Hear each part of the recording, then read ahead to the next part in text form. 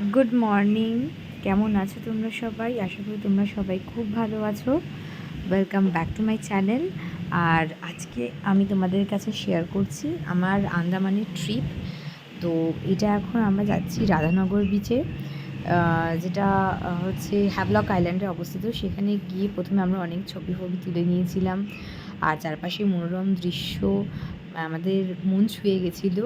আর এখানে সানসেটটা তো অসাধারণ ছিল সমুদ্রের নীল জলের ওপর দিয়ে। আর এখানে এসে আমরা প্রথমে শুরু করে নিলাম আমাদের বিভিন্ন রকমের ভিডিও তৈরি করা, রিলস বানানো, এগুলো যেগুলো আমি খুবই এনজয় করছিলাম। দেখো সমুদ্রটা কত সুন্দর লাগছে নীল আকাশের নিচে। আর ভিড় কিন্তু কম নয়, সবাই এখানে স্নান করছে।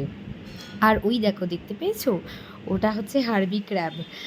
আমি ফার্স্টে তো ভেবেছিলাম এটা হচ্ছে জ্যান্ত শামুক, কিন্তু পরে আমাকে বললো যে না, কাঁকড়া, শামুকের ভিতরে কাঁকড়া থাকে, তো এখানে হার্বি ক্র্যাব বলা হয়। তো তো ওখান থেকে আমরা এখন বেরিয়ে এসেছি।